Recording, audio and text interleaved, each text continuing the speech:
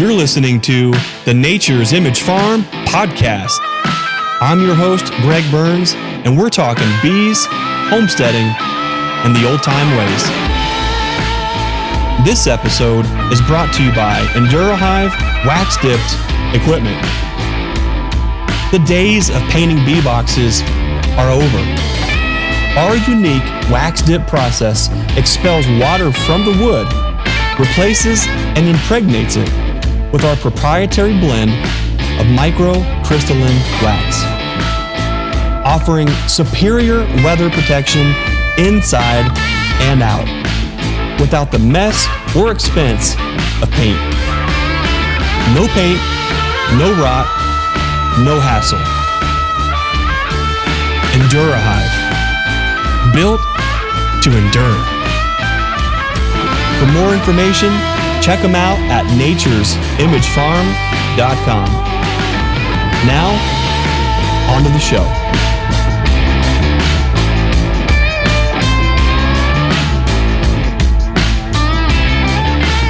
Well, look at that. Hey, man.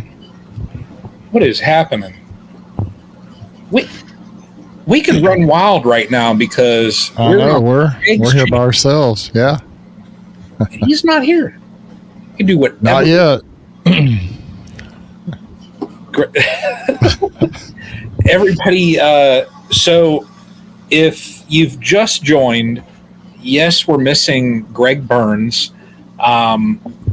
Greg is standing outside of his shop right now. Don't burn the channel down. I don't know. Maybe we should. Exactly. We could have all kinds of fun. We can do whatever we want, you know? We got what, 15 minutes? Exactly. 15 minutes to just, do whatever we want. Yeah. The whole channel is going to lose its monetization. Everything. It's all going to burn. Well, it'll be your fault with me on here. That's highly unlikely, but Right. You're the wild and crazy one, Brian. No, I'm not. Greg will be on shortly. So for those that don't know, he locked himself out of the shop.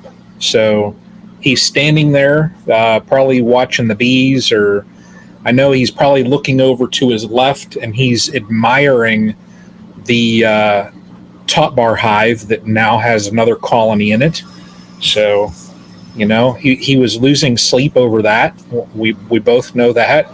But no, he'll be on shortly. So, and the guest that we have coming on tonight as well, he will be on, probably in about another 15 minutes or so also. So he runs a tight schedule and actually had ball practice with one of his sons. So, man, don't we all run a tight schedule? It's been crazy. Yeah. But Bruce, what's been going on down your way? I know I saw pictures of like a semi truck load of, and they're headed home now. Awesome, Jake. We'll see you in a little bit, buddy. I saw like a trailer load of honey. Well, I was about to say a semi truck is a bit of an exaggeration. It's like a 15-foot utility trailer or 16-foot utility trailer. But we harvested honey this past weekend. We like I had a young man that lives here close by named Jeremy Hartzog, and he may be on here tonight. He comments quite often in the comments, and he was a great help. He helped me set the hives up the previous week, and then it was real easy to pull them off. And I'm trying to work through a video on that, but man, I've been so busy. I've bottled honey nonstop since we harvested. I had a lot of orders outstanding from the various stores that I sell to, and so but that's kind of what we did. We pulled the honey on Friday, and I ended up with I think 63 boxes, something like that. And then Rusty, my friend, had 26 boxes. So basically we'll say we had 60 boxes between us. No, hold on. No, not 26 boxes. He had 47 boxes.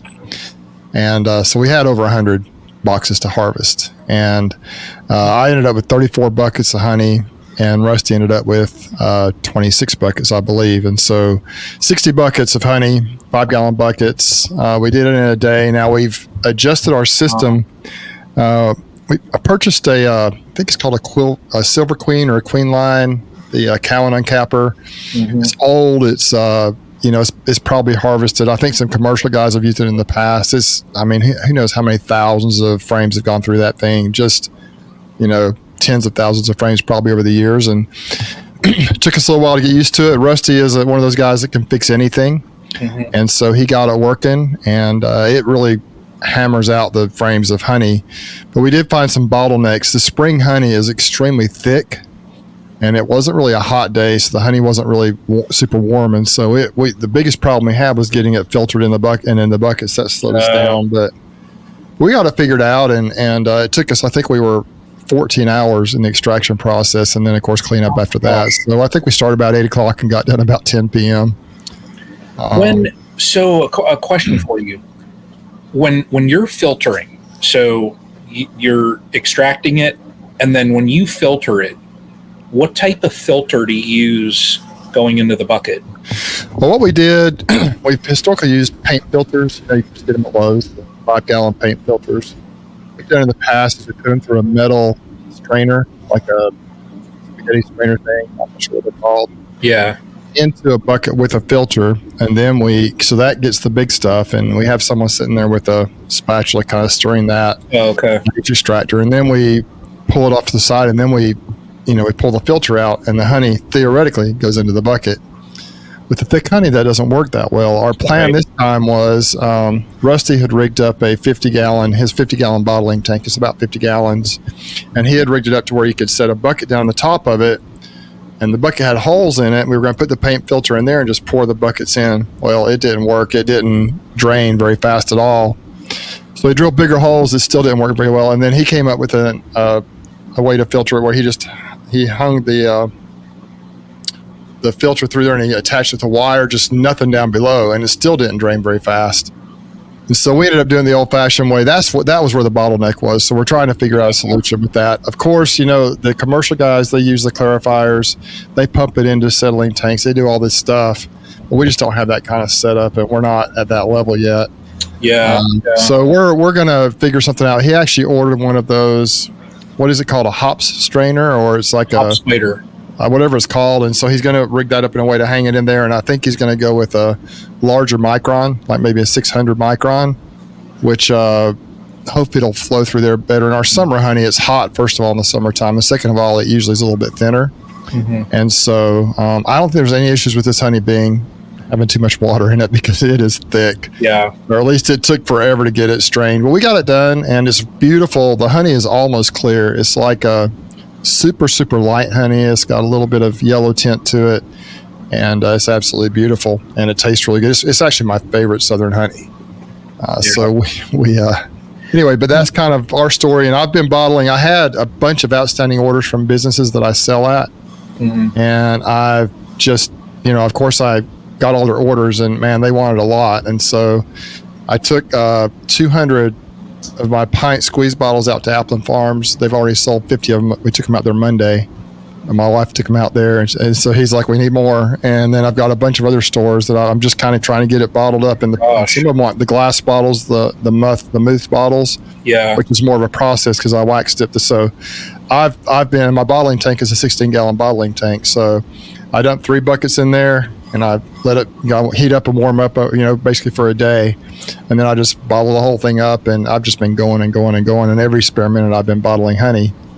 And after we get off the chat tonight, I'll probably go bottle some more honey. So you need that bottling, the speed fill.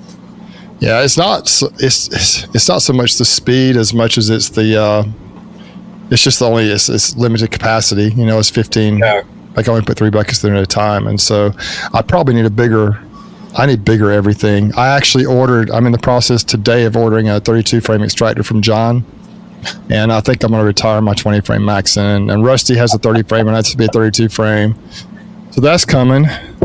Speaking of that, we might as well bring this up on Brian in a couple of weeks. I think we're going to title I haven't decided exactly on a title yet, but title it basically, we're going to talk about beekeeping products. And as part of that, we're going to talk about some different things. And there are going to be some really nice giveaways, one of which is going to be one of John's extractors. Is going to be, I think it's over a $900 value that he's agreed to. We're going to give away for that. That's just one of the several things we're going to give away that night. So anyone who's tuning in early, try and set that night aside. And we're going to have, I think Rob's talked about how he wants to give something away. And also I think Greg maybe give something away. We have some different people. Simple Comb has agreed they want to give away one of their kits with the frames and the actual little cartridges and Simple Comb. What are we giving away this stuff for, though? You haven't said. Well, you can talk about that. That's not my. There's been a landmark on my channel. Exactly. It's a significant landmark. 25,000 subscribers. It's pretty nice. That's awesome. It's pretty cool. Yeah. Anyway, that's enough about me, Brian. How about you, man? What's going on up in Ohio up there? Oh, man. Well, I think last week when we spoke, I had gotten my supers on all the colonies. We have had so much rain that I literally have not had a chance to go back over. Today's the first day that it hasn't rained in the evening. And I was thinking about going over and checking boxes, and I'm just like, I didn't even want to mess with it. I thought, if I give it another day, Chris Medeiros, that is actually funny, giving away a hex hive. Sure. But if I give it another day, tomorrow's going to be fine. So I'll go and check how the supers are doing. I still have yet to shake out that laying worker colony that I have. It's just when I found that, it literally started raining minutes after I found it. So it was like, I didn't want to have that thing all torn apart and having them bees just chew me up. So, but yeah, the weather up here has been just pretty ridiculous. So April, I know we had over twice the amount of precipitation that we normally get. And in May, I think by like May 10th or something like that, we had already met what our average precipitation for the month is. Mm-hmm. So, wow. Yeah, it's everything is wet. So, but I mean, hopefully things are okay. The splits, when I checked them, they were doing fine when I checked them last. I just have a little bit of work to do equalizing, and things will be good there. So get some other supers on. I think there's one of my splits that I made that I actually pulled some brood frames from that insane queen that I got in that package that was laying up the sheets of brood. I moved over a couple frames of brood to a split that I did to boost them. So I'm going to end up probably having to super a split. But things are good. I mean, we're still early. It's May 15th. So, it's good. I think I'm content for where we're sitting at. So that's good. I've heard two pops here. So two pops. What do you mean? One is we've got Greg Burns here. So okay. I don't know if he's ready. Susie had to let him in. He probably did something wrong today. So she locked him out and said, "You need to sit out there a little bit, mister, and think about what you did." When you come up with a good answer, I'll let you back in. So hey, I'm gonna do something here, see if it works. I'm gonna see if it sounds any different. Okay. Any difference? Can you still hear me good? You breaking up a hair. How about now? Is that better? That's fine. Yeah, that's fine. Yeah. I don't know. I just can't hear in my headphones very well. So as long as you can hear me loud and clear, if anybody's having any issues hearing what I'm saying, if it's not clear, just let me know. But otherwise, I'm just gonna roll with it. Yeah. For some reason, normally it comes in my headphones really well, and I can't. I can hear you, but I sound muffled, so it's kind of bizarre. Yeah. I think Greg's going to join.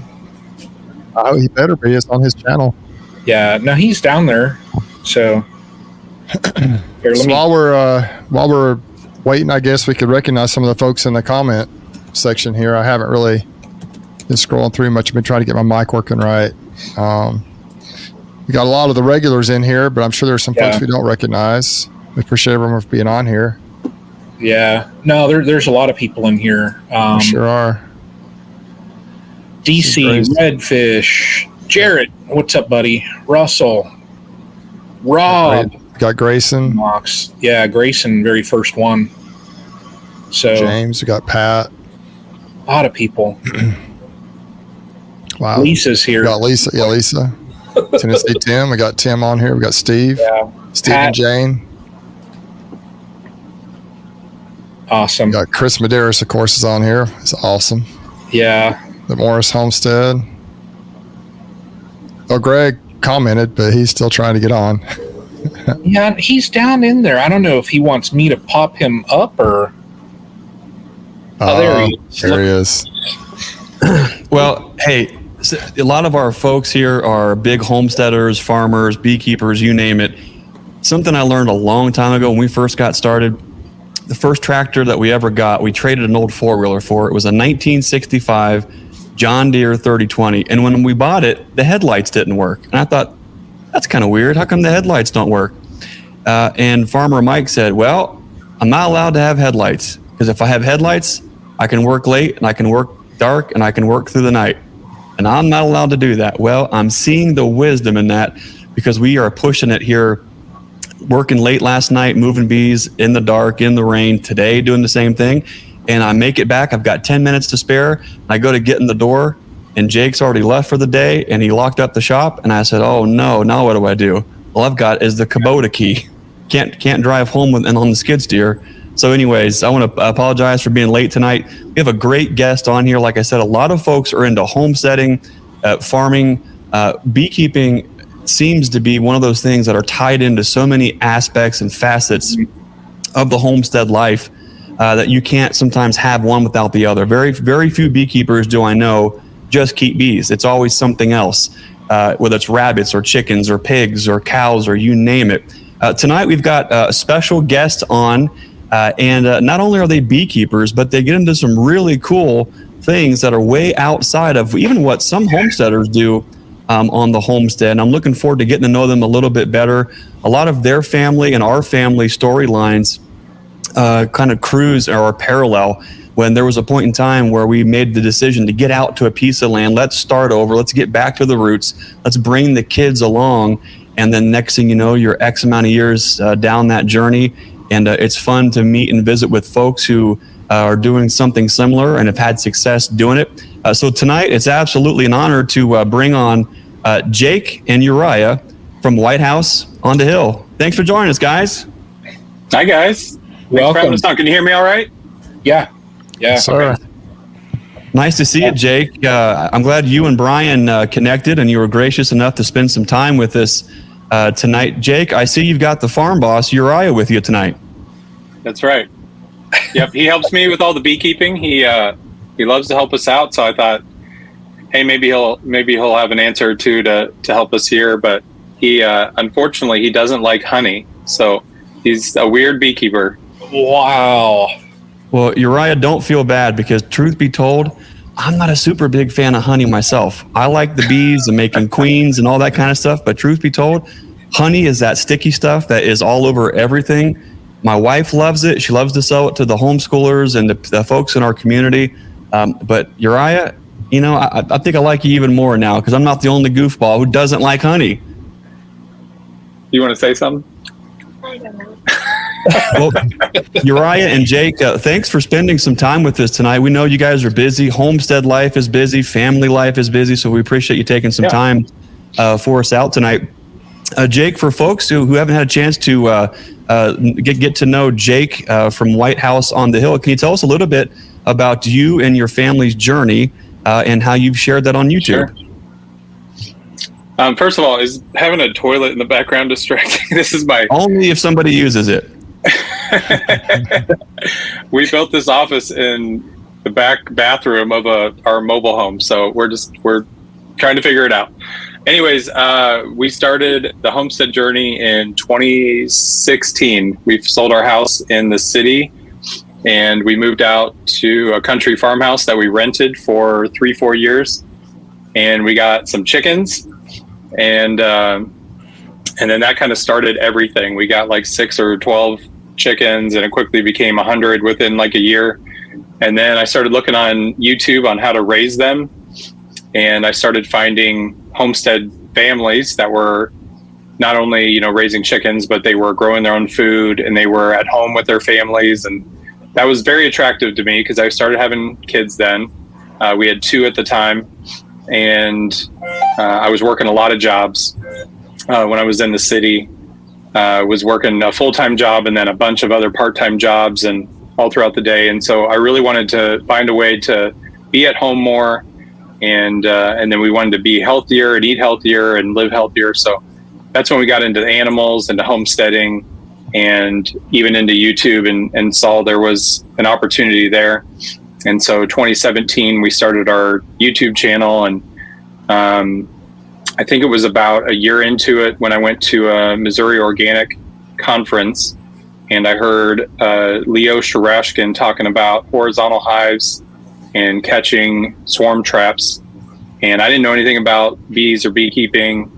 And he got me into it by saying it was free. And it has cost me a ton of money for being a really free hobby. But that got me hooked initially. And then initially we just put up some swarm traps, and it took about a year.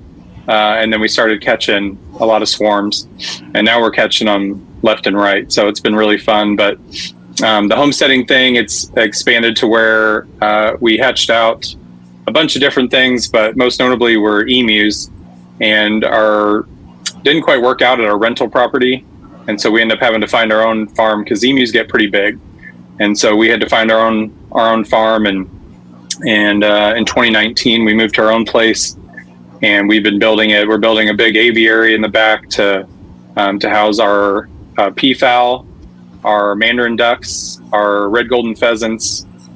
We built a big horse area, and we just brought home our second horse like a day or 2 ago, and put a video out about that.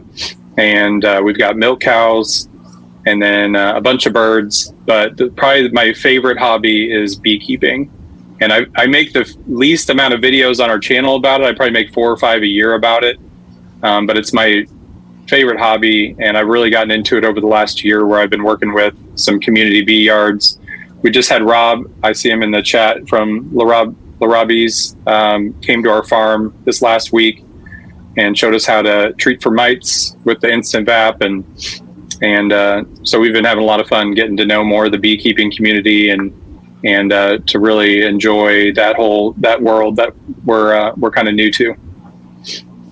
Awesome. That's awesome. Well, welcome to this aspect of the beekeeping community. When you're tied into so many homestead communities, and the chickens and the emus and the ducks and all this, there's a whole tribe of people within all of those. And so it's fun to kind of introduce you into this community of folks. You mentioned Rob at Larabi's. They're great friends of ours. They've been in this community for a long time, and it's fun to have all these kind of cross collaborations. And it's not ironic that you kind of bring that up, because to spare you the long story, we did something similar. I got into a bad accident, shouldn't have walked away from. We decided to pack up, move away from the city, get out to a piece of land back in 2014, and raise the kids from the ground up there, doing all of these things that we didn't know how to do. We never knew how to raise pigs. We never knew how to raise cows, let alone how to hand milk cows. We didn't know how to raise bees or make nukes or make queens or build fence or run a sawmill or chain, all those things that come along with it. We decided to learn right alongside with the kids. And Jake, it seems as though homesteaders are notorious for throwing anything and everything against the wall to see what sticks. Yeah. And then whatever sticks, you kind of start putting more time and effort and energy into, and see what that grows, or were those opportunities. For us, it was bees. And the bees were the things that surpassed the milk cows and the meat birds and all the da-da-da-da-da.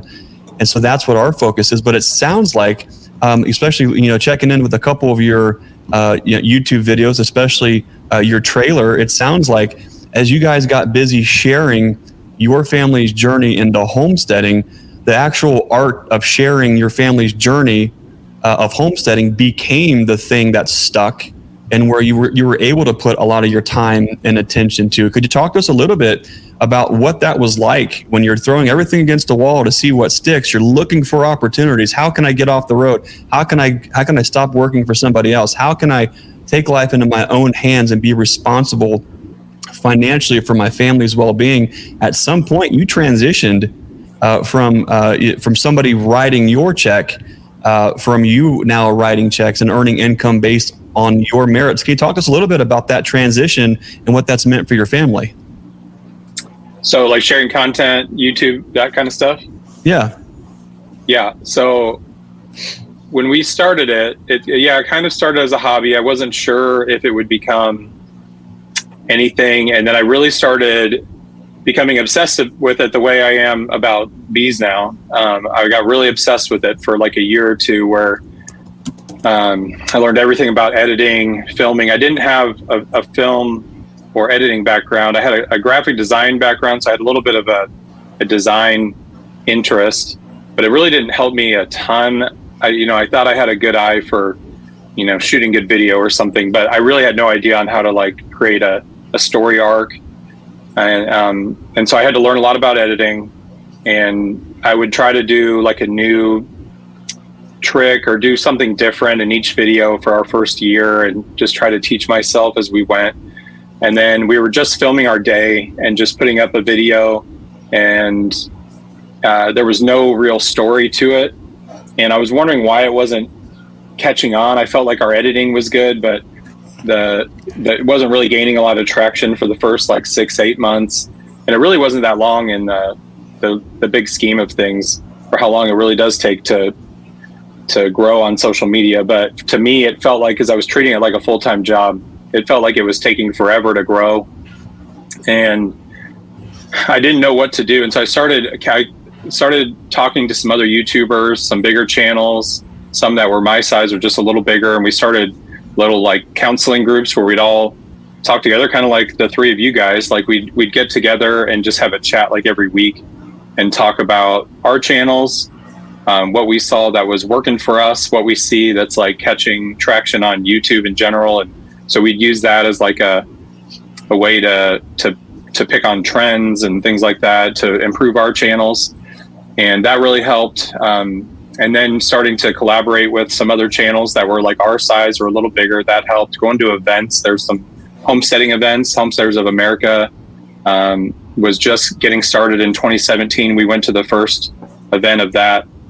And I hear there's some beekeeping events, so I'm excited to learn more and go to some of those in the future. But I got really into like going to different like gardening and homesteading events, so we could meet other both like-minded people in the homesteading world, but also some YouTubers would go to those events.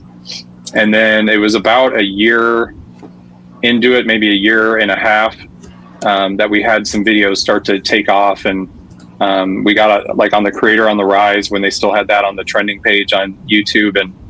And that was fun because our channel started to like blow up. But then at the same time, people found our channel that had no interest in homesteading and just tore us apart. And we quickly had to grow a thick skin, where people were like seeing us cut chicken wings and they thought we were hurting the bird, or just so many different things that we got a ton of hate over.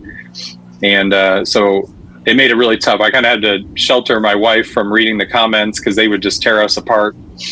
And it's still tough I just put out a horse video today. I'm already worried about reading the comments. Yeah. Horse videos are crazy. Bees videos are tough too, because I used to be really bad with bees, and I wanted to show my full journey with starting that. And I did a lot of dumb things early on, and that was hard to hear when people would tell me, just the dumb things that I would do, that I didn't know any better because I was just doing it by myself here and just trying to figure it out. And so it's been different for sure. I try to show the good and the bad, and I think that that gets me some love for showing it being real, but then also some hate for showing mistakes.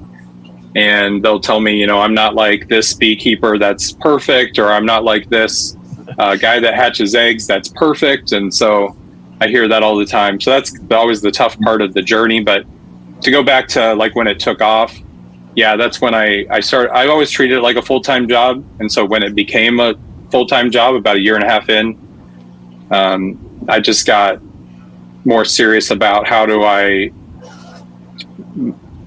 make my effort work the most, the biggest bang for your buck. And so that's when I learned really more about storytelling, to work on really a little bit bigger, more involved stories. I was making a lot of videos, and so I tried to go down to one video a week and tell some longer stories, do more hatching videos, things like that. So that was our journey to it. And I wish it was easier. I know it's so hard because I really do root for a lot of people to make it on YouTube. I've tried to coach people, and it really hurts when I see people quit or give up on it when I feel like they're really close to getting through.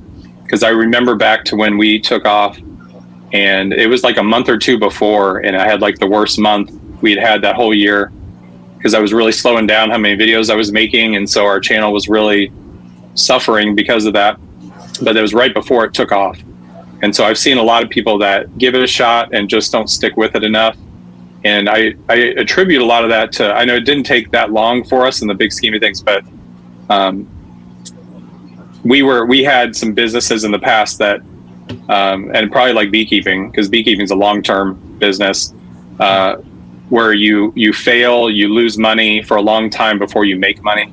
And so YouTube is very much like that, or social media, where you put a lot of effort in for a long time before anybody ever sees you or recognizes you. And so that's something you've got to almost do it for yourself. Make videos that you want to watch, that you would enjoy just watching with your family. And if you enjoy it, there's a good chance other people will enjoy it too. And so that was something that we kind of stayed focused on, along with, networking and trying to just figure out how to make it work.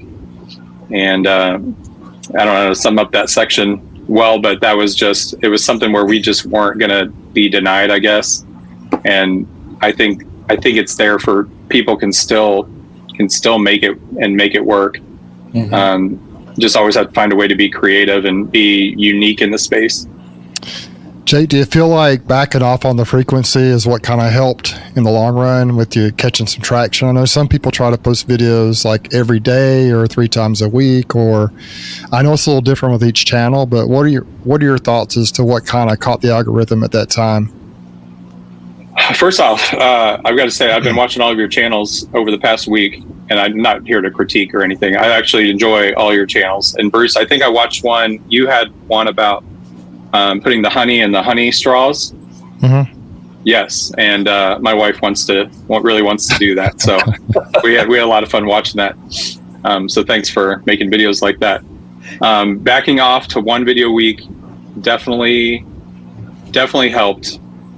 It's really hard. This week I put 2 out because last week's got kind of delayed, but yeah, I'm more of a put it out when it's done than just put it out to put it out. And so okay. Yeah. I don't know if I could always say that was the case. I think early on, if I had it to do again, I do see people take off with less videos and really good stories. But I know it can be scary because you put so much time and effort into a video, and if there's no one there to see it, it can be scary to put all that effort in and not reap the rewards of it. I think that there's enough that YouTube now can see and read stats, and I think they push newer creators and they push different aspects to get your videos out there. And obviously I just think of like all these like viral videos that were just really obscure things, how these channels would pop up in my feed, like the guy that had the lobster that he like took home and saved and raised on it at home or something. And then another one of a guy that told a 21-minute story about how he kept a trespasser off his property with a crayon. Like there's just all these like little weird stories. It was just him telling his whole story, and it had nothing to do with much, but it was a really good story. And so yeah, I think you can find your way, find your voice, and find a unique story. You know, sometimes there has to be some drama. Sometimes if you're in more of the educational space, you know, it may be where one video really hits, one just won't find its way because there's so many videos that you've got to compete against. So I know that can be a challenge in the beekeeping world, is that you're going to be competing against similar type videos unless you're somebody that, you know, people just come to hang out with. But yes, for us, one video a week, finding our thing. Like initially it was hatching videos were kind of our thing when we started, when we got some traction, and then storytelling, and then title and thumbnail, which I am still not great. I still save the title and thumbnail towards the end. I know some channels that will start with that idea and they'll work their whole video around it. More in the animal bee world, I think a lot of times you're unsure of how the video is going to end, and so you've got to wait to see the result of what you're doing. But if you can think up a really good idea and you can start to think through that title and thumbnail, that's the first thing to get them in, and then having that really good story keeps people around. What do you think are some keys to telling a really good story? What are the steps that you take or anything? Do you think through the process before, or do you just kind of tell it as it goes along with your videos?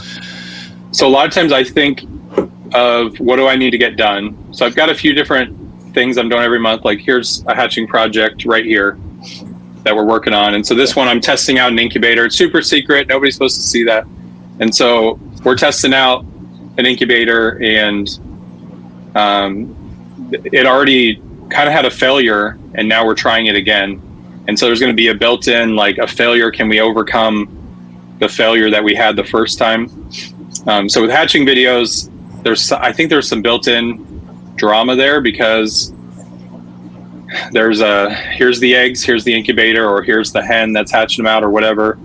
And then here, you know, the story as we wait for 21 days or 28 days or whatever. And then they as they hatch, are there any issues as they hatch?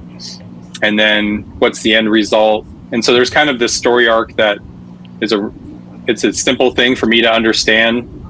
And then with a normal video, okay, so we just did one like with our horses. And when I started it wasn't that big of a deal. We were going to get a new horse, and he was really nice when we first got him, and then he started getting really spooked and really crazy, and we started to see that there was more to the story than we were being told by the guy that we were testing out the horse from. And so I was filming it initially not really thinking there was going to be a video there, and then it started to get crazier and crazier as we went on. So that one turned into a wilder story than I expected, and that happens with a lot of the earlier beekeeping videos when I didn't know the result. There's a lot more, I'd say there's a lot more that I understand and I expect now from beekeeping. And the earlier videos, I was more surprised by everything that happened because I didn't know what would happen. That our biggest videos, we killed a queen to save the hive, and I didn't know what I was doing. I didn't understand genetics in hives. I didn't understand aggression, and I just happened to have a queen bee company reach out to me, and they told me, they saw a previous video where the hive looked really aggressive and said I should requeen. And so they kind of coached me through it. And then it just got a little crazier as that hive was really aggressive, and I opened my suit up and got stung all over the place. And so a lot of lessons to be learned from that one. But so I guess I'd say sometimes it's dumb luck, I guess, can sometimes happen when you don't know. But I'd say that I usually go in with, I have an idea of what I want to accomplish. And it's not that I need something dramatic to happen, but I have a goal of what I need to accomplish. And then I work on that for the week or a couple weeks. And then I try to film everything. And sometimes it doesn't work out great. I hatched out something just the other day, and it wasn't like anything exciting hatched out really that happened. And so I'm like, you know what, there's not much of a story with that one. So sometimes I just got to wait for the right story to happen. If I have a few things going on at the same time, and we have the aviary to work on, and so there's a few different projects that we can go around to try to pick different stories from time to time. But that's what I'm looking for, is what do I need to accomplish? And then what's the story or interesting thing that I'm doing that's part of this? If it's a boring fence build or something, then a lot of times it won't make. I'll just show it as like some little B-roll or something somewhere in the video, and I'll just save that for just to show that we're working on other things, and I'll save like the more interesting story for the video. When it comes to your bees, what are you trying to achieve with your bees? Is it mostly just for honey for your family, or are you trying to grow the business in the bees, or what are you looking at with the bees? So my goal has been to produce enough honey to where I have more left over than our viewers want. And so starting like 3 years ago, we started selling honey to our viewers. And I don't produce very much because I've been dealing with a lot of first year hives for the first few years where I would lose the bees and I couldn't really grow them. And I was taking too much honey. Last year was great. We didn't take very much honey. And so we had a really good, we started treating more. And so we had I think a pretty good winter of getting a lot of hives to make it through the winter. This year, with an earlier start to the season and actually understanding splits, catching more swarms.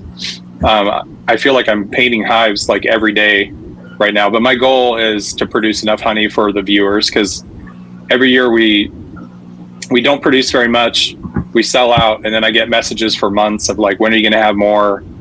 We want some. And so that's my initial goal, is to produce enough to fill that need. And then, then I would love to have more that I can bathe in it and I can do whatever I want with the honey. But so far that's my only focus, is like, how can I just produce more honey so they're happy? And then I can start to figure out, I guess, my bigger goals after that. That's similar. Like my whole beekeeping journey, I started, this is my 8th season. And I started out and I was more or less, I was like you. I had a very difficult time finding a mentor. So I pretty much did everything on my own. And I made some disastrous mistakes. And Greg knows. And, originally I started filming my content. I had a couple family members that were saying, "Hey, that's cool, you're getting bees. Can you film it?" I said, "Sure." And I had no even like thought of YouTube. I was going to put them on. A couple people in the family were asking if they could just view the video. I was going to just throw these massive files on Dropbox or something and let them download it and watch it. And my brother said, "Throw them on YouTube, and it'd be easy for really anyone to watch them." So I've always maintained, like through my time on YouTube, I've always maintained 100% transparency. And like you, I want to show everything that I do, because when I do mess up, and I do all the time, if I could help one person not to make that same mistake, then for me, that's a win. But like I really changed up my beekeeping kind of strategy. It's been, I think, 4 years ago now, 3 or 4 years ago. And over a winter, I lost every colony I had. Mm. And I showed it. I went out, and it was a warmer day. And I think it was like a February or something. I'm in Northeast Ohio, so a little bit south of Lake Erie. And I went out and checked a hive, dead. Checked another one, dead. Checked another one, dead. And I was just like, you got to be kidding me. And I'm sitting there scratching my head like, I spent all this time. And, so I took that moment, though, and I kind of stepped back and just developed a new strategy. And I found, that one up over there, I found Greg, and I ordered packages from him, have learned a ton from him. And now here I am. And like years ago, my wife was similar like yours. You know, she would always say, "You're spending all this time with these bees. Where's the honey?" And 2 years ago now was when I got a little bit of a larger harvest, and I came walking in the door, I remember, and I had 2 5-gallon buckets, and I had more in the car. And she said, "What's that?" And I said, "It's honey." And I said, you said you wanted honey. And she said, "Well, I didn't mean buckets of it." It got to the point that, you know, I used all of those failures to kind of develop this new strategy, and it's worked. I started last year. I had so much that, you know, I had a number of buckets just sitting in the basement, and I'm looking at it like word of mouth just isn't going to cut it anymore. So I started doing some markets just to sell it off. But you'll get there, and when your strategies all fall into place, and you start walking in the door with those 5-gallon buckets, it's I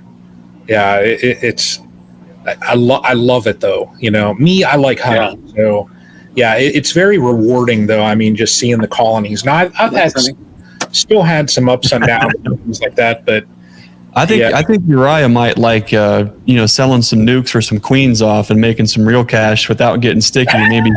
Maybe he'll fall into that. Hey, do you guys have any advice because we're kind of thinking about that. Like, how can we give him some responsibility? Like, give him some hives of his own. Yep. That he could do something like that with. Have you guys ever seen or done anything like that? Yep, right. That's what we're doing right now with our kids. We have 7 kids. Half of them were born here at home, and what we found is, you know, they are elbows deep in the family business here of selling bees and supplies and wax tipped equipment. They're in the midst of all of that, and they understand. I think what's really important, Jake, and I think you appreciate and understand this. And I know Uriah does already appreciate this, but to be able to bring the kids into the business in a way that they get it, they understand, they feel invested, but more importantly, they understand that I am rewarded by the work and my output from an early age. As they're little, you know, that might be this or that, but as they get older, they start to appreciate having capital or having cash or whatever that the reward is. When they see that the business is doing well and they're a part of it, they want to find ways that they can also bring value in their own unique way into the business. What we've done in years past, but specifically this year, is every kid has their own colony. And yes, we guide them. They've been in the yards with us for years. They understand some of the basics. They're all at different levels. Our oldest is 21, and our youngest are twins at going on 9. It's a little bit different. They all have a different understanding, but they all get that if I work hard, then I'm rewarded. And so each kid has at least one of their own colonies that they're responsible for. You know, they're excited to get in there. They want to check. They want to make sure that they're adding frames, they're adding boxes, they're checking in on the health.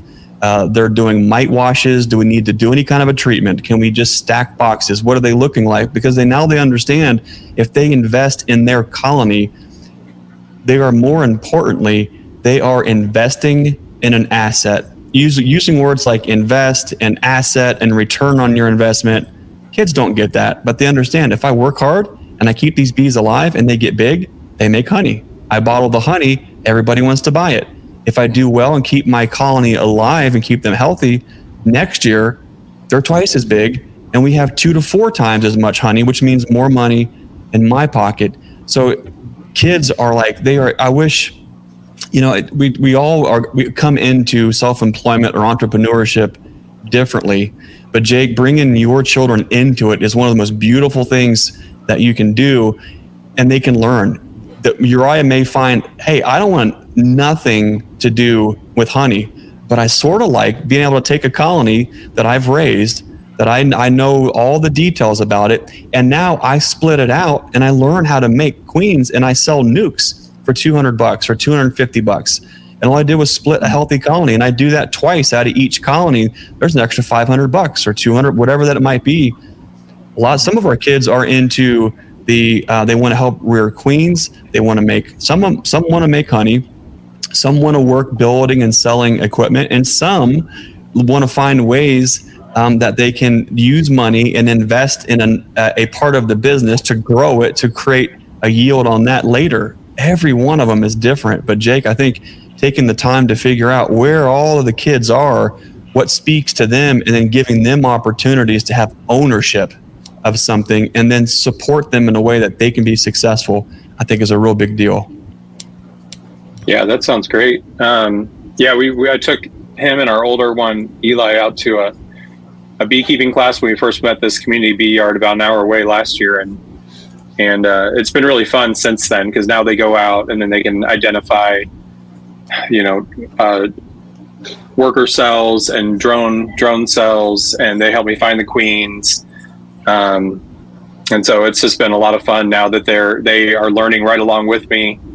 And that'll be fun to do something like that, to find something for him to get really excited about, because he loves going out with me. And I don't know if it's just if he enjoys the beekeeping part of it, or if it's one-on-one time away from everybody else. But I definitely enjoy having you out there.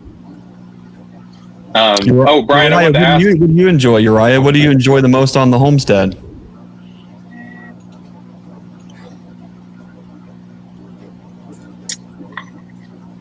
You help us. Let's see. We just moved some chicks out today that hatched. So sometimes chickens hatch. We do some chores with the birds. Do you like any of the birds or the cows? Or I like mostly doing the ducks. The ducks? Oh, he does the at night. He puts the ducks in. So the ducks are real bad about going in, and so he's got to chase them around their house until they go in. And so he does an outstanding job getting them in, because my wife hates the ducks more than just about anything on the farm because of how much mud they create.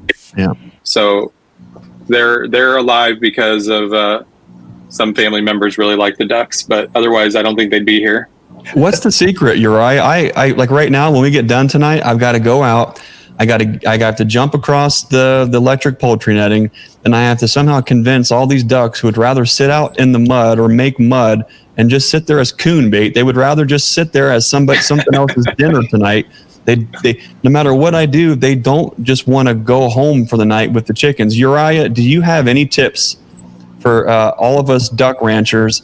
What can we do to do a better job of making sure that our ducks go home and get closed up for the night? Do you have any hot tips for us? No. How do you get them in? I mostly just run around the house. Like, they have a house inside an electric fence. He just runs around it until they finally get tired, and then they go in. Yeah.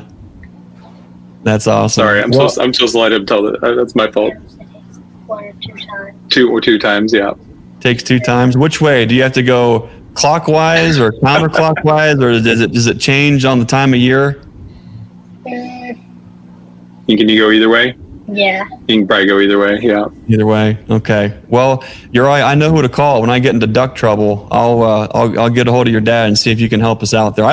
Actually, ducks are one of my favorite. I love their attitude. I love their demeanor for the most part, but they just make a muddy mess of everything so quick. But we used to really love having ducks when we had a smaller bee yard, when it was less than 100 colonies and we could do it.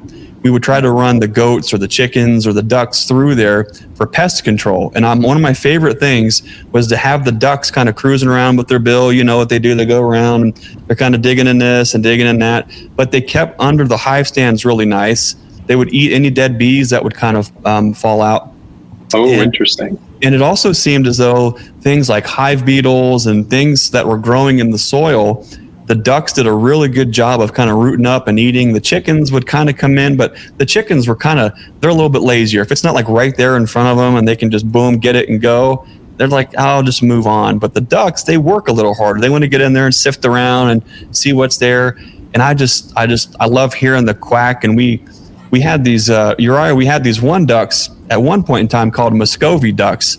and they were really cool. They would bob when they would walk. They were these cool dudes. They would just, their head would bob, and they wouldn't make a lot of noise. They would kind of, but they could fly. And they could fly in a big way, and we couldn't keep them inside of any kind of poultry netting. And they would actually, as a duck, they would even like roost up 10 and 12 feet up in the air. So they were on their own, and they made it a really long time. But I love ducks a lot. Uri, I'm going to have to call your dad for any hot tips in the future. Greg is. Oh no! Excited. We're about to have a visitor. No. Uh-oh. We're about to have a naked girl on here. Good catch, Dad.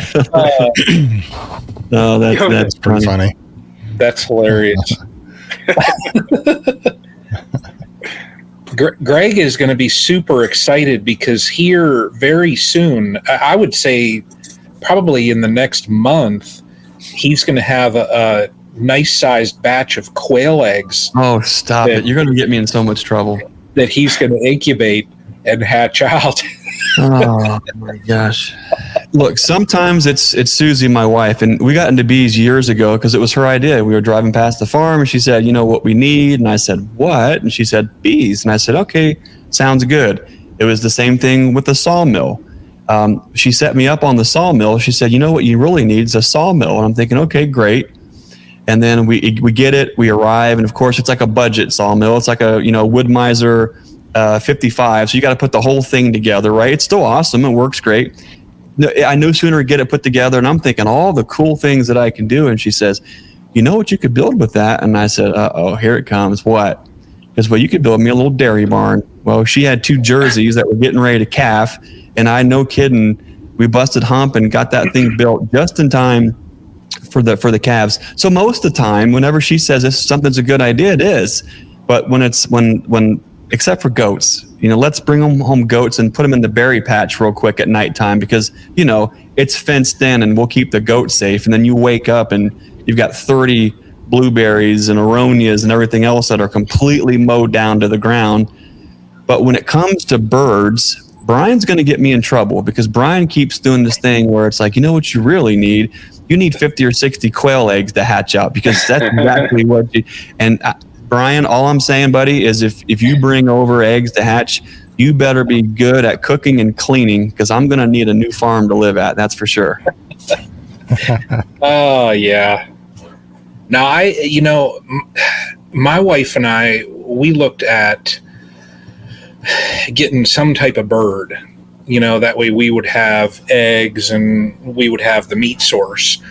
And she didn't want to get chickens, she didn't want to free range them. And, they basically get into everything, tearing up the flower beds and everything like that. So I even forget where I saw quail. But last year we started with some quail. I got eggs online and hatched them out. And we've got 3 cages, and I think we've got 36 or so from last year. And I'm going to cycle some of those out. I've already done a batch and I think there's 37 2-week-olds in a brooder now. So, and want to do more. And Greg, I can just see him with quail, though. No. Well, I love quail are... At least for me, quail are such an easy bird to keep.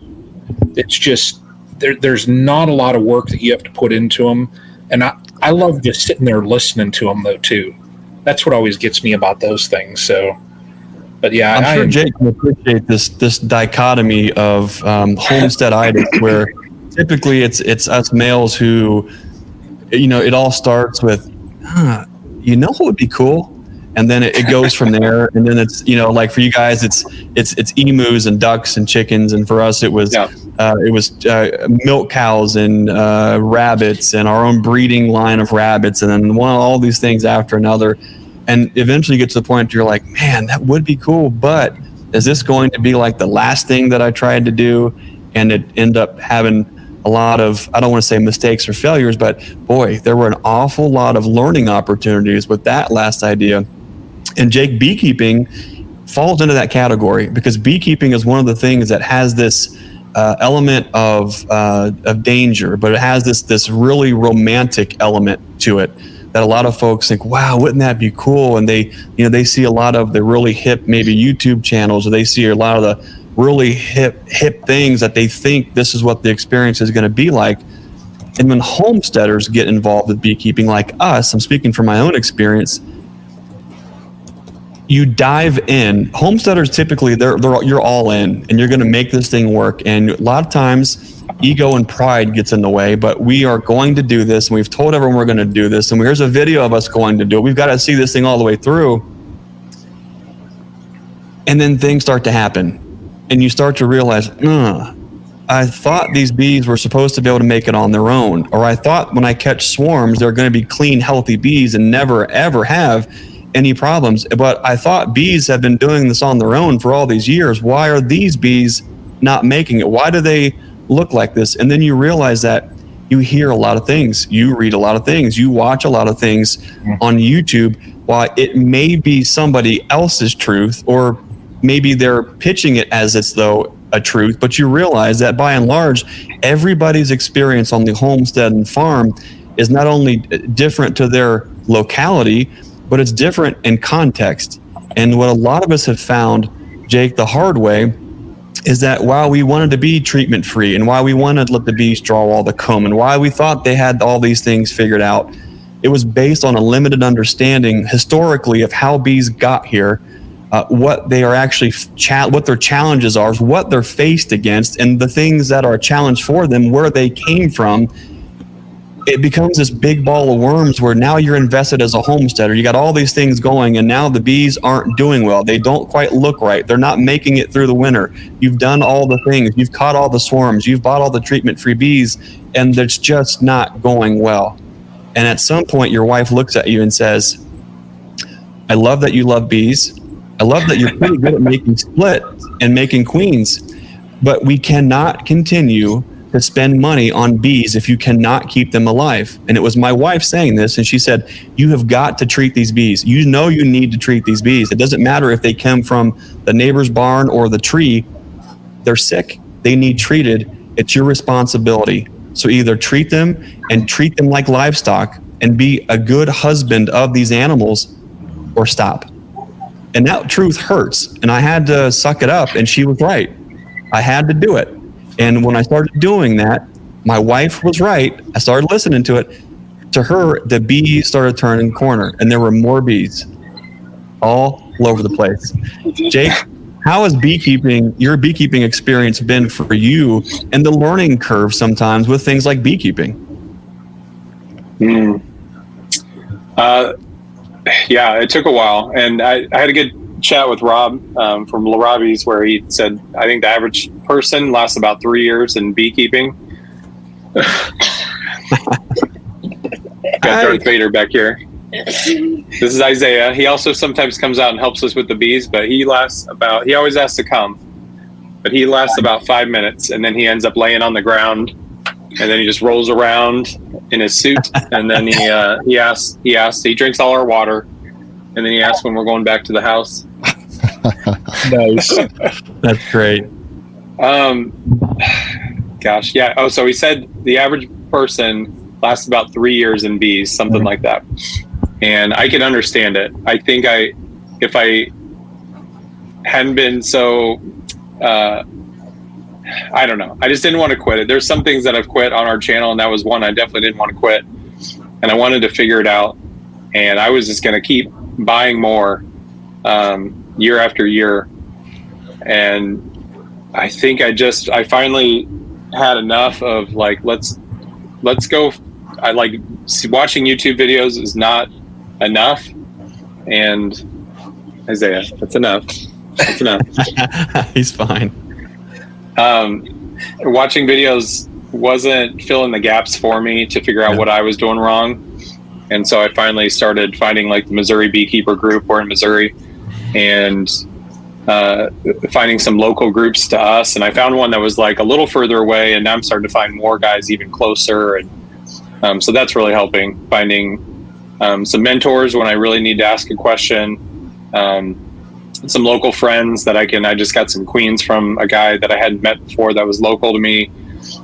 So making friends. So that's really helped to make it, I guess, to humble myself, to finally ask for help, because I just kept trying to do what you said. Like, I feel like, you know, I'm seeing videos about treatment-free stuff. It should be natural.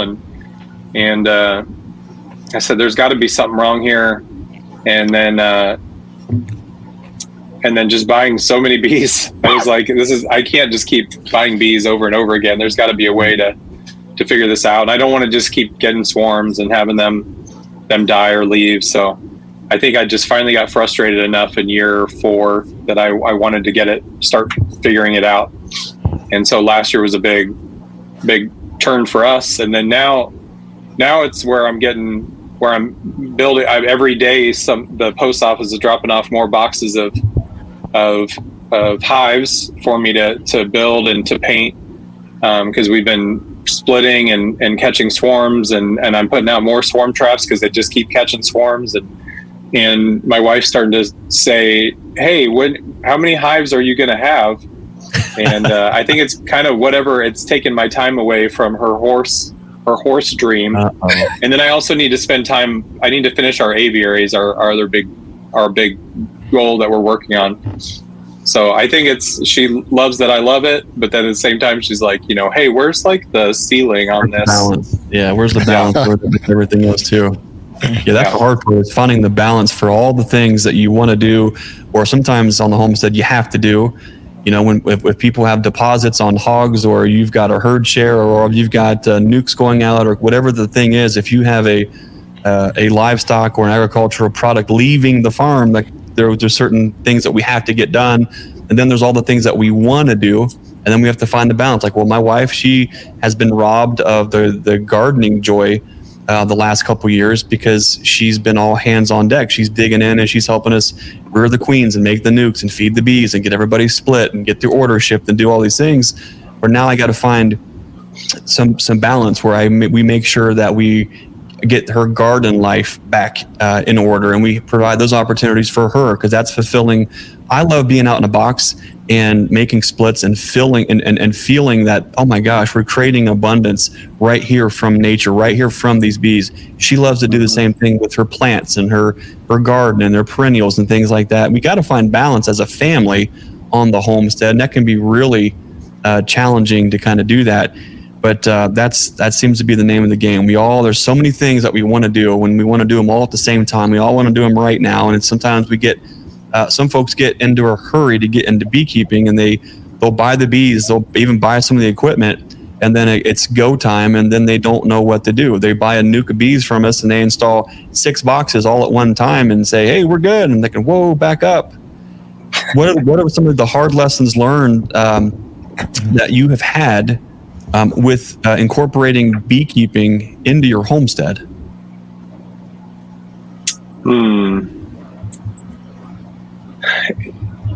I don't know. I guess because like this week I've had a couple videos to put out, and I keep wanting. I know there's things that I need to do out there, and so it's tough sometimes. Where like I know if there's a day that has free time, then I better go out there, because there's going to become a day when I'm not going to be able to get out there and check on some hives that should be getting their queens coming back from mating flights, and I've got a swarm that needs a box, and finally some of the equipment came in, so I can get them out in one tomorrow. And basically I plan for the free days to make sure I have the equipment. I go out late at night and I'll paint. We've had a lot of rain lately, so it's been kind of hard to get stuff prepared, but I'll work it like in our garage and at least get the boxes ready, and then I'll paint on the nice days. So yeah, it's using the free days to get as much work done out there, even if I don't think there's much to do, because I better be prepared for the days when I can't get out there. And there's more going on this year than previous year, so it's just with the bees specifically. And so that's where I'm trying to figure out, well, I guess, how do you guys do it with multiply that out times, if I've got like 17 hives right now and trying to get to 20, how do you get to 40 or 80 or 100 plus? Like, how do you time manage that? Because 20's taking a lot of time. It's, you ask a question of which there is no answer, but what I can say is the brief, the time management is definitely one of the things that it's all going to be a little different based on scale and context. We can probably help you and your wife out both to I don't know that you're going to achieve. Oh, you've got another horse? You've got another horse for us? I was going to say, I don't have a horse, and I don't know that I've got the fortune cookie saying for marital bliss, but maybe we can send you our already assembled wax tip boxes. Be one less thing you have to do. They're ready to go out in the field. But Brian pretends he's going to keep his number of colonies under 20. Yeah, he's primarily running, for honey and the enjoyment, and it creates a lot of great content for his YouTube channel. Bruce runs between 1 to 200 colonies, primarily focused on honey and honey products, and so that is its own set of time management and challenges. Us with the beekeeping supplies and 7 kids and the chickens and the ducks and the cats. And the business side of it, when we run, anywhere between 200 and 400 colonies, the wheels start to fall off the bus quick when they do, and you start to figure out, okay, we can't do all the things. We definitely can't do all the things well. What are the things that we really want to be excellent in, and where are the things that we can compromise and just say, okay is good enough, but we want to be excellent in these other things. What I found in the homestead is you can't do everything well. And as you would appreciate, Joel Salatin probably says it best, is that perfect is the enemy of good. We can't be perfect in all the things. So what are you willing to compromise on? And sometimes that might be, 30%, 40%, 50% of your colonies, they might have needed your attention 2 weeks ago. And when you get there 2 weeks from now, once you realize that you were 2 weeks late, you've already found out that half of them have already swarmed. They've already hit the trees, and you're going to pay one way or the other. For us, it's probably the same as you guys. It's the basics. People always ask us, how do you guys manage all of those things? And it's really simple, but it's extremely hard. Is number one, is there a human life in jeopardy today? If there is, what do we need to do to prevent that? Second, is there an animal life in jeopardy on the farm today? If there is, then let's go do that. And then thirdly, if we've made it through 1 and 2, is there plant life on the farm today that is in jeopardy? And sometimes we are constantly in the game of jeopardy where we're finding out, is it human, animal, plant, human, animal, plant? And then sometimes you skate by and all those things, we're good. And then you start going into, as Bruce would say, intentional beekeeping, where we're trying to get out ahead of those things. We're trying to, that next paddock for the cows, let's go ahead and throw the step-ins. Let's get the poly wire out. Let's get out ahead so when we're ready to move, we can. Or with the bees, let's go through, check for queen cells. Let's add a box. Let's get all the preventative steps done. And that is really hard to do. And the more you grow, the worse it gets. But Jake, one of the interesting things about beekeeping, actually it's like pigs or anything else. The scale will determine itself based on your time and your abilities. And whenever your time and ability is out of balance, the scale humbles you quickly. Either you lose your bees, or the pigs have gone hungry, or it's a rooted up mud mess, or the cows, her bones are showing, there's nothing left and she's not giving milk. Like, the scale finds itself. That's the uncomfortable truth. But Bruce, what advice would you have for Jake as he grows his apiary? Some things for as far as time management goes. Well, I've learned a lot of things the hard way because I'm kind of like a racehorse. I can't stand to do the tortoise wins the race thing. I want to be going full speed all the time. And I do work full time. I work in a hospital. I work 4 10-hour days. So I usually have Fridays and Saturdays to do everything else I need to do. And then I try to take Sundays off if I can, unless it's an ox in the mire situation or something like that. But what I found is, I've grown up to 140, 150 colonies, and I always end up with about 100. So I think the key, though, if I had it to do all over again, and I'm getting better at this, is to start off with, if your goal is 20, I think set a goal that you can achieve this year, something that you want to try to achieve and become efficient, almost like what you said you did last year. You were tired of losing bees, so you decided, I'm going to figure this thing out. I'm going to do the steps it takes to understand treatments, feeding, and how to keep bees alive. So you're doing those things right now. You're learning as a fairly new beekeeper and now a determined beekeeper. As Greg mentioned, we use the term intentional beekeeping. You're learning how to be more intentional. And as you get to where you can keep 15, 20 colonies alive, you maybe even overwinter 12 or 15 colonies, and they come out strong, then you can split those colonies and kind of double your numbers. And the next year, work on doing the same things again. And as you become more adept, or you understand the bees better, you'll become more skilled and more efficient. Mm-hmm. And then get to where you can keep 25 colonies alive for a year or two, and you feel comfortable with it, you feel good at it. And it comes to the point to where the actual splitting of the bees and doing the things becomes, I want to say, fairly easy, but then it's just a matter of balancing time, work, and becoming super efficient. And that's something I'm getting better at. I've always had some good mentors. The person that sold me my first bees was a great mentor. And now I've got some guys that are larger scale, kind of like Greg, but I've got a local guy here who's a young guy that's doing it full-time commercial now. And I asked him, because he worked full-time up until about a year ago, I'm like, Tyler, how do you keep 1,500 colonies and still work? And he says you have to be efficient. But he has a plan. He has an intention. He's learned how to become a pretty good beekeeper. So the key is to develop your skills, just like anything else you're doing on the farm, the things you're most comfortable with. As you become more skilled and more efficient, then you can handle more beehives.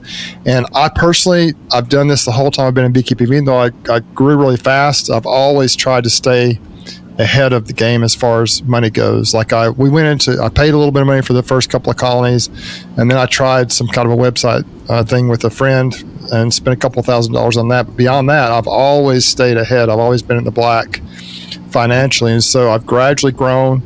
Also, as you build comb over time, you get more comb, and so that's like gold. The next year you can put it back on the hives. You can use it for brood if you've had some dead outs, or you can use it for honey supers. You store that every year, and you become more and more efficient. And before you know it, you'll have the 30 or 40 colonies or whatever you want to do that you can keep alive. But like Greg said, and Ian Stepler talks about this, he's got what he calls the 10-day rule.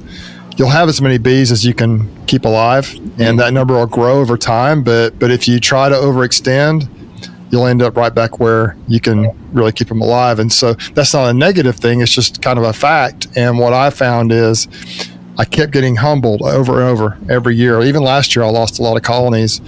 But now I'm starting to, like at the beginning of this year, I really grew last year. I thought I had some things figured out. Here on the stream team, the beekeeping community, we're locked in. We're tied into a lot of people. I'm like, I know what's going on now. So I tried some things late last year that might work in Ohio, up north where it's not as hot and humid in the summertime, or the season's a little bit later. I tried some things in July and August here that just devastated some of my, my situation here. It doesn't work here. I couldn't get it to work properly. So I kind of have decided to kind of retract back a little bit and go back to basics. And then I talked to the guy down here locally, the commercial guy I was telling you about, and he said, he told me some principles about being efficient with splits and how to grow efficiently. Go ahead and feed your bees. Go ahead and do certain things. And I've been trying to kind of follow his blueprint a little bit. And this year, so far, we've had a good year as well with the flows, but it's worked out well for me. But it sounds like you're on your way, man. You just got to kind of, and the thing about it too, Greg, like you mentioned, Jake, that equipment just keeps coming in the mail. I mean, because the bees do grow, they multiply. So that's another thing you got to be careful about. Because if you're not careful, you'll end up with double the bees you wanted to have because they do multiply and grow. Mm-hmm. I've learned. Brian, what about you? What are some things you've learned to stay within the scale algorithm without getting humbled financially too hard? I've learned, and what's always kept me in the like number range as far as colonies that I have, it's because every week I only have X number of hours that I can dedicate to the bees. So if I expand out, the time that I can spend with each colony, if you look at that pie, it's just, it gets smaller and smaller and smaller. So for me, the most, I think last year I got up to 21 colonies. I couldn't properly manage them. I didn't have enough time, between the regular job and just, everything around the house. I got so behind on things that, I basically, I gave a colony to a cousin. I sold 2 others off to, a guy really cheap. I started getting rid of colonies just because I needed to get down to a number that's comfortable for me. I've found that my comfort zone is around 15. And what helped me, like where I had below 10 colonies, when you have 4 or 6 or 8 colonies, it's not that difficult to go out and you can spend a half an hour in one colony. You can enjoy the beekeeping. You enjoy that end of beekeeping. You can sit, you look at the entrance, you just watch them. And that's what I like. I like having that relationship with them. That's why I'll probably never get to the level of where Bruce is or Greg is, just because I like that, more of that intimate relationship with the bees. But I learned that. You mean smart scale? Exactly. I learned that what helped me is, and when I went into double digits as far as number of colonies, if I look back several years ago, I had 8 frame, 10 frame, 7 frame. I had all these different setups. I had 3 or 4 different style feeders. And it's just, I would see something at the store. Oh, that's a feeder. I would buy it. I didn't have there was no uniformity throughout my apiary. And over the last, I'd say 2 years, I'm only a little over 2 hours away from Greg. So when I go down to his place, I'll pick up a couple boxes. I'll pick up a bottom board. I'll pick up some feeders. And I've been over the last 2 years gradually transitioning everything so that it's standard throughout the yard. Yep. And now, having even I use bucket feeders, and I'm more moving towards all 10 frame equipment. Where that's helped out is when I put my feeders on, I simply just grab buckets. I don't have to worry about, let me grab those feeders and grab this and grab that. When it gets to the point where I'm adding honey supers on, I don't have to. Before, I used to have to take a notepad and walk out and say, all right, how many 8 frame, how many 10 frame, how many this and that, whatever. Now when I add supers, I just grab boxes. So keeping everything uniform really helped out me, just efficiency wise. It freed up a lot of that time where I was spending doing tasks that it was just a waste of time. So that's one thing that I would say might help out. Now you might have things uniform throughout your apiary already, but that's one thing that at least helped me. And then I was able to dial in on certain tasks and other processes. I think a lot of these things, Jake, is probably what you've already learned with the emu or all the different things. It's one thing to learn to create the beast and the apiary. And I think it's cool that you've got an aviary and an apiary, because sometimes when we say apiary, people say, oh, you raise birds?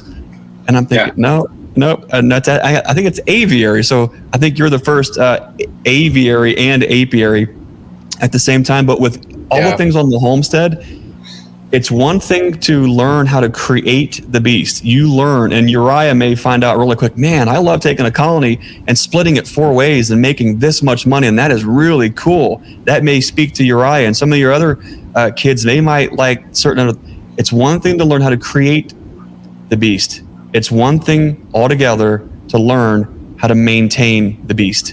Creating it, making the splits, going from 20. If you have 20 colonies right now and they're in single deeps or a story and a half, a 10 frame deep and a super, there's no reason why you can't go from 20 to 60 or 70 like that right now this year. However, maintaining that many is a different story altogether. And that's typically where a lot of us stumble and fall, we're in such a hurry and so hungry to grow that part of the business or that opportunity, that experience, that we figured out, hey, we can make a split, we can use a queen cell, we can buy queens, we can do all these different things. But how do we maintain all those things? Now you've got all this money and time and hope invested in this part of the journey, but you haven't learned how to maintain it yet. That's typically where the scale comes in and humbles us and says, not so quick, not so fast. That's cool, you can do all that, but you can't take care of it. And now it's suffering, and now it's losing, and now your wife's telling you again, you got to keep these bees alive or you can't have them. And that's like, my wife was right. But Jake, what are some, we're getting on about an hour and a half here. We don't want to keep you. I know you're busy tonight. What are some new things coming up? Where can folks find more things about White House on the Hill YouTube channel? We post videos every week. We just posted one today about our horses, one earlier this week about our emus, and next week there'll be one about our bees. So we kind of rotate through some different topics on our channel. We'll do, I do beekeeping all the time. I post a lot more on our stories on Instagram and Facebook, and then more in shorts. I'll post a lot more bee stuff in there because I've got a lot of little stories that I'll tell with our like catching swarms. There's a lot of shorter stories on there, so we'll do those more in short form typically. But if I've got a longer project I'm working on, then it'll go on the main channel on YouTube. So that's on YouTube is our newest stuff, our latest videos, and then we'll post on Instagram, TikTok, Facebook. Facebook has a lot of our older stories that get posted on there. So that's where we're at. And then we'll have honey up here in a few months, and I'm going to do my best to produce as much as I can this year. So we sell eggs and honey. We do that through our website. And what's your website? WhiteHouseOnTheHill.com. WhiteHouseOnTheHill.com. Uriah, before you turn loose for the night, do you have any good advice for anybody who's thinking about starting a homestead? What would you tell somebody? Oh, we ask him all the time, are you going to do this someday? Is that because we took a trip a couple years ago to pick up 2 emus in the mountains of Colorado. And so after we went there, then he kept saying, I want to move to Colorado because I love it out there. Mm-hmm. So where do you want to live someday? Colorado. You still want to live in Colorado? Or what kind of animals are you going to have? Ostrich. Ostrich? No. Emu. You're going to have emus? You can talk to them. They're right there. Emu. Emus. Probably.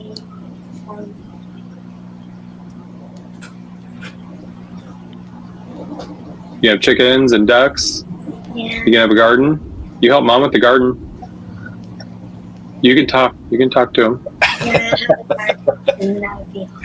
That'll be it. Mm-hmm. So you got to do the chores. You and Eli do the night chores. He probably has to go out and close up his coops and pick up the eggs here in a minute. Yeah. Are you going to have? Do you think people should do what we do? That they should have animals and grow food? Do you think it's worth it? Yeah, it's worth it. Nice. Or should they just have a lot of kids? Should they just have a lot of kids so they'll do all the work for them? I don't know. I'm joking. Undecided. And that's the fun thing about being a kid and raising it. I think I see it too. I don't know that all the kids appreciate the opportunities of the life they're living right this minute, but I do enjoy the proverb and respect it, where you train a child up in the way that they should go, and when they grow old, they won't depart from it. So I think what Jake, what you and your wife are doing, are instilling not just the basics, how to grow food, how to raise animals, but you're instilling not just the morals, but the integrity and the type of people that are going to carry the torch that we all need out as the next generation. So hats off to Jake, you and your wife for raising a family on the homestead. Absolutely think that that's awesome.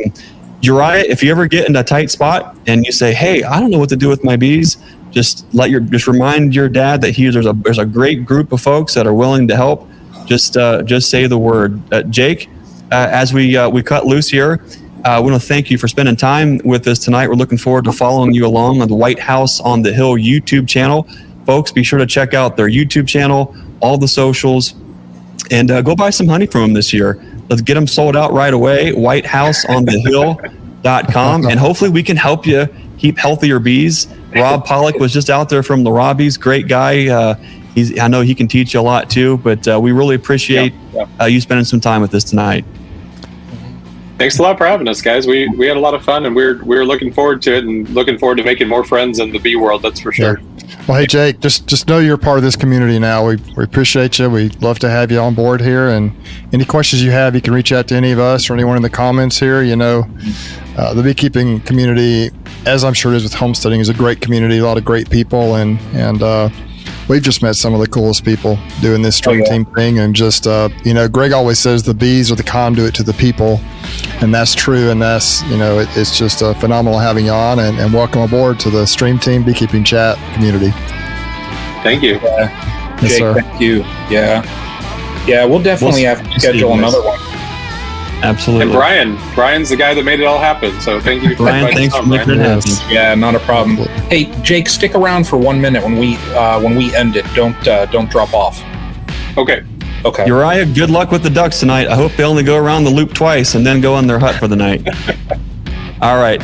Well, hey, folks, we want to thank you for spending time with us here in the comments. If you were watching the Stream Team Beekeeping Chat live on the Nature's Image Farm YouTube channel, or if you're listening later on the Nature's Image Farm podcast, we love you. We appreciate you. Thanks for your support. And as always, we want to remind you to be the lighthouse and be the change you want to see in this world. We'll see you next time. Thanks for watching.